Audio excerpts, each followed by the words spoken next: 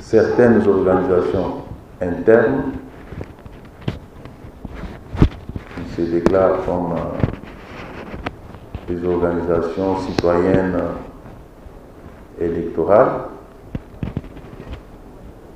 et ils ont acquis du matériel sophistiqué pour essayer d'attaquer le système électronique de la CENI. Vous êtes sans savoir que le système de la CENI aujourd'hui est essentiellement électronique. Les transferts des données par voie électronique. Vous avez appris qu'il y avait une organisation internationale invitée par le gouvernement congolais pour venir faire l'observation. Parce que le gouvernement n'a pas besoin de cacher quoi que ce soit. C'est de manière libre et souveraine que le gouvernement de la République démocratique du Congo a lancé des invitations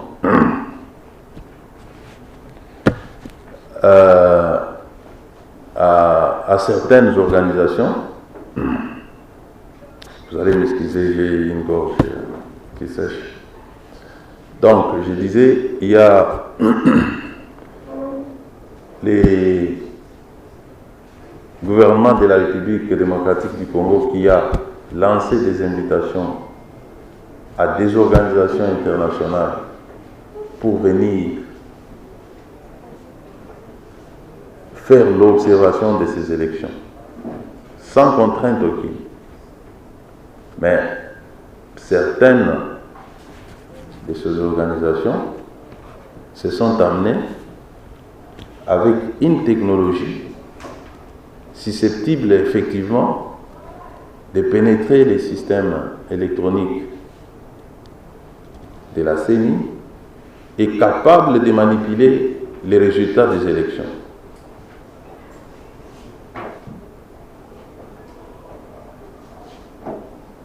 Ayant découvert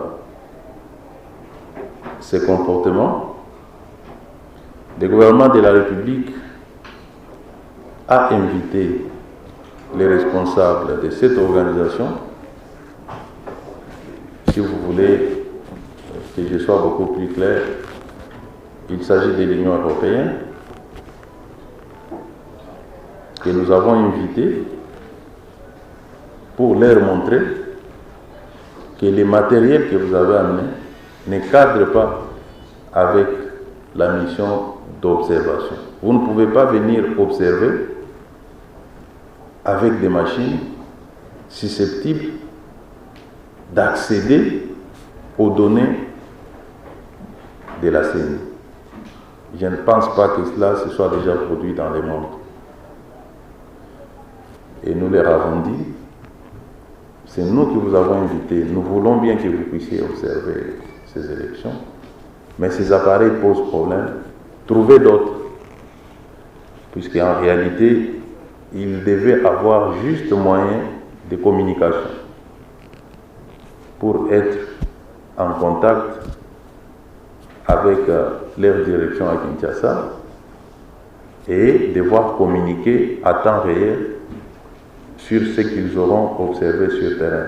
Mais de là, amener des matériels que nous avons vus, on a estimé que ce n'était pas correct. Et c'est de manière libre, lorsqu'ils ont vu que nous avons découvert cette situation, ils ont décidé de changer le format de leur mission pour nous dire qu'ils ne devraient plus se déployer à travers le pays, mais qu'ils pouvaient faire des observations à partir de Kinshasa. Hier, j'ai tenu une très longue réunion avec tous les responsables de la sécurité de notre pays.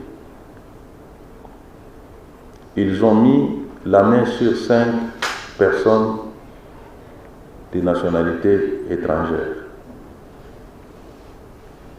Sur ces hommes, on a trouvé des indications qui corroborent ce que je viens de vous dire. Et ces personnes ont avoué sur procès verbal qu'il y avait 50 observateurs. Ça a été même constaté dans leurs documents.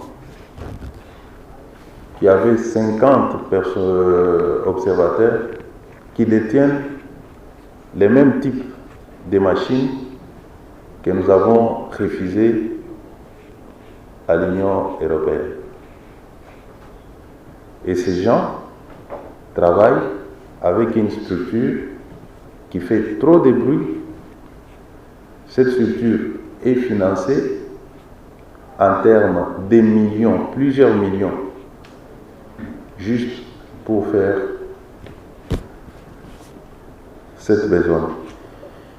Cette structure qui fait se transformer en CENI,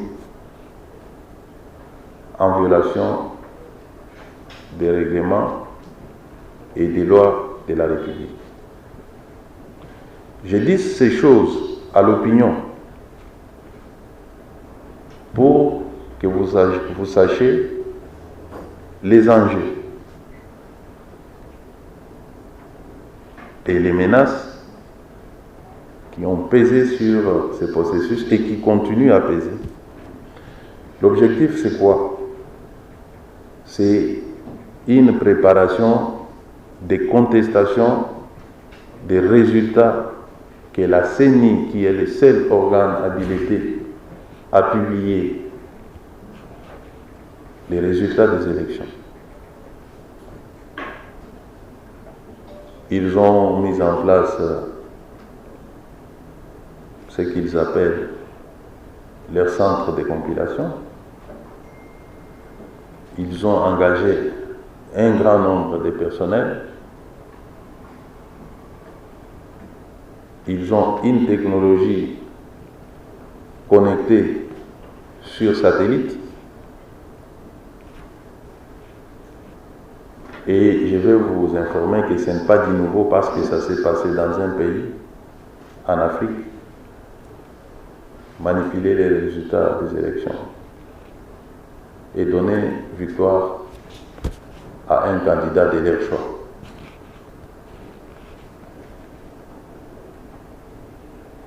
Face donc à ces diverses menaces, le gouvernement de la République a pris toutes les dispositions, je dis bien toutes les dispositions nécessaires pour y faire face et mettre en déroute tous les aventuriers qui vont tenter de perturber ce processus que nous avons mené avec les fonds propres. Nous n'accepterons pas qu'il y ait des gens venus d'ailleurs pour influencer les choix du peuple congolais. Il existe des menaces réelles, tant internes qu'externes. Celui que vous avez cité, je le considère comme un tigre en carton. Il est fort dans un discours tribal, xénophobe. Il a eu à démontrer ça dans sa jeunesse lorsqu'il était à la JFERI. Mais dans l'armée, ce n'est pas un militaire formé qui peut effrayer nos FARDC. C'est un monsieur qui n'a pas d'histoire de hauts faits militaires. Il crie dans les réseaux sociaux et nous avançons. Il ne nous effraie guère parce que nous savons qu'il ne représente rien. Donc, mais ce que je peux vous dire, c'est que les pays, je dis bien les pays, a pris toutes les dispositions pour faire face à toute menace, que ces menaces viennent de l'intérieur ou de l'extérieur, toutes les dispositions sont prises pour y faire face. Non, on ne coupera pas l'Internet.